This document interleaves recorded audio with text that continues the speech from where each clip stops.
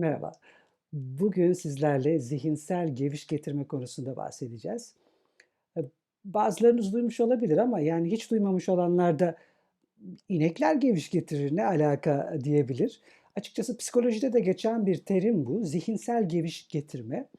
Bilirsiniz inekler otlarlar ve otladıkları yeşillikleri ağızlarında geviş getirirler. Uzun uzun çiğnerler. Maalesef günümüzde insanlar da benzer şeyi zihinlerinde yapıyorlar. Bu ne demek? Yani anı yaşamaktansa geçmişte yaşanılan şeyleri sürekli akıldan geçirmek, onları düşünmek ve günü kaybetmek.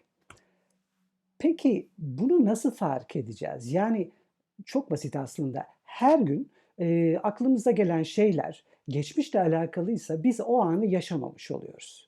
Peki anı yaşamadığımızda biz hayatı yaşıyor muyuz? Evet, fiziksel olarak yaşıyoruz gibi gözüküyor.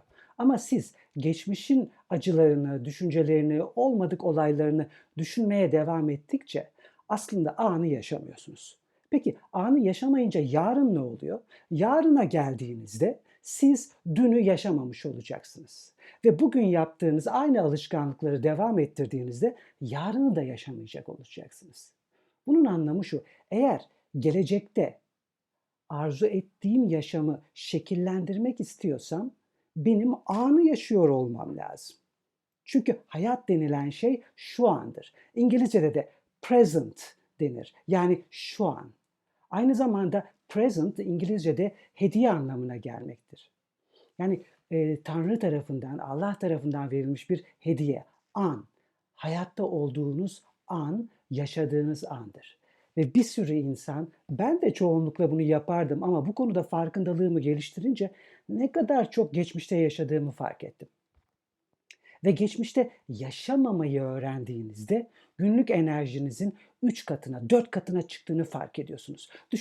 Düşünsenize beyninizde düşünceler iki nöron arasında hareket eden yollardan ibaret ve sürekli bir enerji kaybına neden oluyor. Yediğiniz yiyecekler, proteinler, tatlılar, her neyse karbonhidratlardan aldığınız enerjiyi beyniniz geçmişi düşünerekten yakıyor.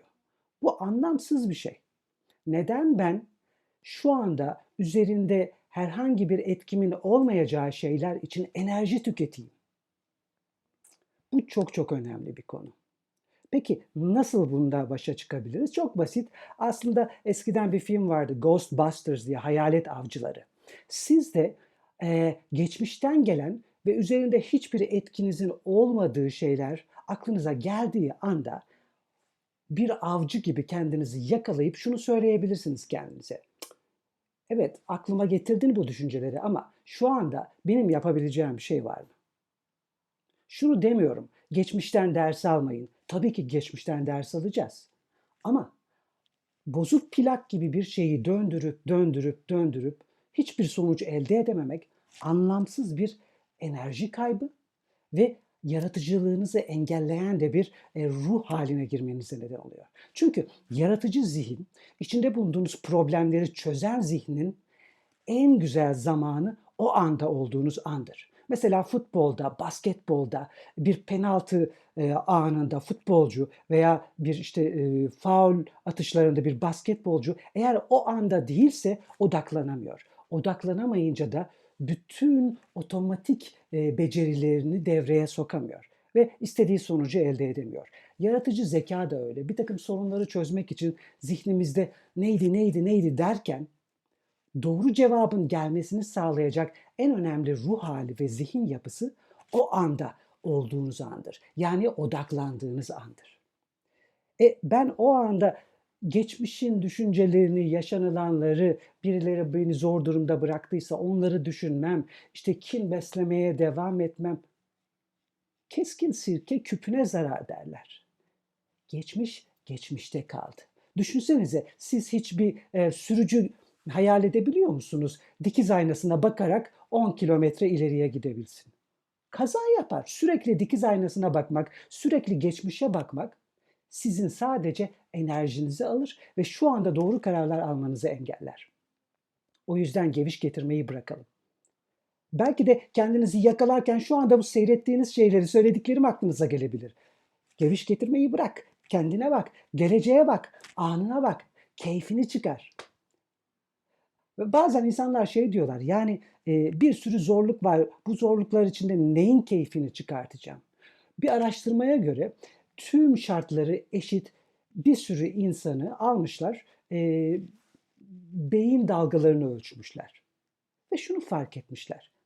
Yaşam standartları, sahip oldukları, sağlıkları hepsi birbirine yakın insanlarda yapılan bu araştırmaya göre sadece ve sadece bakın sahip olduklarından dolayı şükreden, ya ben şu anda sağlıklı bir şekilde nefes alabiliyorum. Teşekkür ederim. Ya bunu sözlü olarak söylemenize de gerek yok. Aklınızdan geçirmeniz yeterli. Allah'ım şükürler olsun sağlık içinde bir ailem var. Veya başımı sokabileceğim bir evde yaşıyorum. Veya banyo yapabileceğim sıcak suyum var. Bakın çok basit şeyler bunlar. Binlerce, milyonlarca insan biraz önce bahsettiğim şeylere sahip değiller. O yüzden geviş getirmektense anın keyfini çıkarmaya çalışın. Ve anın keyfini çıkartmak için de sahip olduklarınıza bir bakın. Nelere sahipsiniz? Çünkü bilgisayar gibidir. Neyi ararsanız beyin onu bulur. Eğer acı veren dosyaları ararsanız bilgisayarda acı klasörünün altına gidersiniz. Mutluluk istiyorsanız mutluluk klasörüne gidersiniz. Benim etkim olmayacağı bir acı klasörüne ben neden sokayım kendimi? Bu bir de enteresan bir şekilde sadece ruh haliniz de değil. Şimdi ruh haliniz diyelim ki geçmişteki olumsuz bir şeye takıldı. Otomatik olarak bu sizin bedeninize de yansıyor. Nasıl yansıyor? Stres yaratıyor. Stres hormonu kortizol sizin hücrelerin kendilerini kapatmasına neden oluyor. Kortizol hormonu savaş ya da kaç hormonu da denir buna. Bir acil durumla karşılaştığında ilkel beynin harekete geçirdiği bir sistemdir.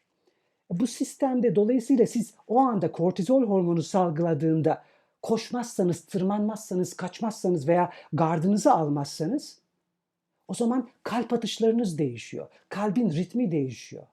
Yani sistemi bozmaya çalışıyor düşünceleriniz. Bütün bunları öğrendiğinizde ben neden geviş getireyim diyorsunuz. Bugünden itibaren geviş getirmeye son. Ama tabii birdenbire de olmayabilir. Yavaş yavaş. Siz aklınıza gelen düşünceleri şu anda senin bana bir faydan var mı? Yok. O zaman gidebilirsin dedikçe yavaş yavaş o aklınıza gelen düşünceler otomatik olarak uçup gitmeye başlayacak. Örneğin bugün 100 tane size gelen anlamsız fakat enerjinizi alan düşünceler varsa bu bakış açısında devam ettiğinizde belki 10 gün 15 gün sonra günde 100'den 60'a inecek. Yavaş yavaş 30'a inecek. Açıkçası ben bir etkim olabilecek şeyler için kafamı yormaktan yanayım. Yani bir problem çıktığında karşıma derim ki ben bunu çözebiliyor muyum? Bir plan yapayım. Çözemiyorum. O zaman çözebileceğim, bana yardım edebilecek birileri var mı? Onu araştırmaya çalışırım. Baktım o da yok. Olabilecek hiçbir şey yok. O zaman sadece ve sadece evrensel bir enerji, dua ne derseniz deyin. İç gözünüze, içinize dönersiniz. Ve ilhamın gelmesini beklersiniz. Bir problem, o problemi çözecek ne olabilir diye. Ve gelir biliyor musunuz? Yani o ilham size düşünsel olarak gelmese bile bir gün, çok uzak bir gün değil, sadece siz onu istediğiniz için çözüm kendiliğinden karşınıza çıkabilir. Şu anda bazıları o pembe rüyalardan mı bahsediyorsunuz diyebilir ama hayatımda gerçekten buna benzer şeyler ben yaşadım. Kitaplarda yaşayan insanlar var. O yüzden geviş getirmeye son. Ana bırakın kendinizi. Anın tadını çıkartın. Gelecek için planlar yapın. Yaptığınız planların gerçekleştiğini hayal edin. Çünkü ettiğiniz bu hayaller yaratmış olduğu enerjiyle o hayalin gerçekleşmesi için gerekli manyetik alanların da devreye girmesini sağlayacak. Belki şu anda söylediklerimin tam olarak %100'ü ne anlama geliyor bilmeyebilirsiniz. Ama şu söylediklerim yarın okuyacağınız herhangi bir kitapta da karşınıza çıktığında yavaş yavaş oturmaya başlayacak. Açıkçası söylediklerim tamamen fonksiyonel, işe yaradıkları kanıtlanmış ve sonuç alınacak şeyler. O yüzden hayat zaman geçirilecek bir şey değil. Onu anlamlı hale getirdiğimizde, sadece keyif almak değil, hayatı anlamlı hale getirdiğimizde hayat gerçekten yaşanılası bir yer haline geliyor. Anlamlı hale getirecek şey de ne derken ne demek istiyorum? Bazı insanlar sadece çok varlıklı olduklarında veya istedikleri çok zengin materyallere sahip olduklarında hayatın anlamlı olduğunu zannediyorlar. Oysa hayat cebinizde çok para olmadığı zaman da anlamlı olabiliyor. Sadece gözleriniz, yani o lensler var ya, dünyaya bakış açınız. Bunları o şekilde dizayn edebiliyorsunuz.